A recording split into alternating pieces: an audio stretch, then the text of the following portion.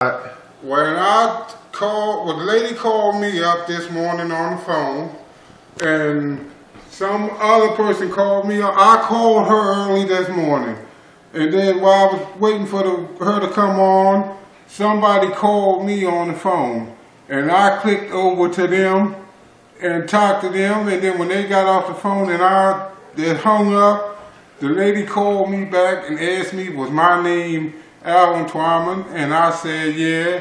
And she told me, said, you little motherfucker, if you hang that phone up on me again, she said, I will kick your ass. And then she called me a little fucker on top of that. And then I hung up when she called me that. And then some guy called me back home about they got it on record where I insulted the customer and stuff, and he called me a black motherfucker, and I hung the phone up on him, but I don't disrespect any employees or anything, and I told him, look, I didn't disrespect nobody in the first place. Your employee called me up. When she called me, she come telling me that she was going to stick her foot up in my ass if I hung the phone up on her and called her, and she called me a little black motherfucker. And that's all that was said. I didn't say nothing else. So I don't know how they got that on record where I cussed out no 3 employees, because I didn't cuss out no 3 employees. I might have hung up on 3 employees, but I didn't cuss at no 3 employees. Now what about when she said something about Sanchez? You got to talk about Sanchez. And Miss Sanchez, she called me and I talked to her, and she was telling me that they was gonna have somebody from their organization come out here and talk to me and get my side of the story, but nobody came out here. It was Maria Sanchez, and nobody came out here to get my side of the story. The only thing that I got was cussed out from 3 different people. All right, now say what the lady said that just called you. The lady that was Miss Sanchez. No, that wasn't. That was a black lady. Well, a white lady, I mean. Well, she called me up and she was asking me my side of the story, and I tried to give her my side of the story.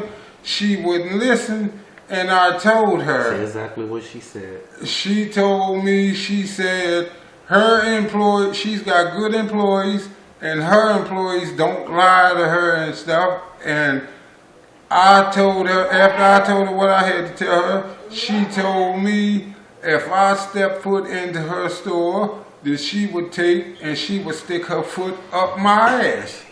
So I left her right at that, and then she come telling me, say, her and some other guy and the sheriff will be out here by Monday morning between 9:30 and 10. And that was it. And she hung the phone up. And I told her that I had a witness that was sitting right beside me when I talked to the lady, when that lady talked to me on the phone. And she can tell you that no cuss word came out of my mouth to anybody. Now, so what about the part you said sorry? You gotta tell that part. And I told her that if I offended any of her employees, I would like to come into her store and I would like to apologize to them. And I should have never said that, but I said it because the woman wasn't doing nothing but cussing me out and stuff. So what else was I supposed to say, or what else was I supposed to do? She didn't give me a chance to try to explain my side of the story. She just wanted to hear what her employee said when it was on tape. All right. So what do you want to do now? What do you plan on doing? I mean, you said that you talk about the part that you want to leave Georgia and stuff because what went on and stuff. You gotta say all of that. And I said I wanted to leave Georgia to go back home for all of this stuff that was going on down here, because it was not my fault. It was not my intention. And if their employees at her store or at her branch took it the wrong way, then I apologize for it. But It wasn't my fault. The bottom line, I had nothing to do with it, and I didn't cuss neither one of them out. I had 3 different people cuss me out and tell me that they were going to take and stick their foot up in my ass for no reason at all. Now that's all. That's the only thing. All right. So if they do come out here Monday, and with the warrant and all of that, what would you do? The only thing I can do is go with them. Ain't nothing else I can do. What else can I do? The only thing I can do, they can put handcuffs on me and I gotta go with them.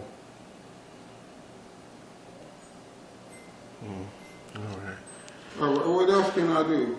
You need to get Rita up here so Rita can tell her side of the goddamn story instead of sitting down there.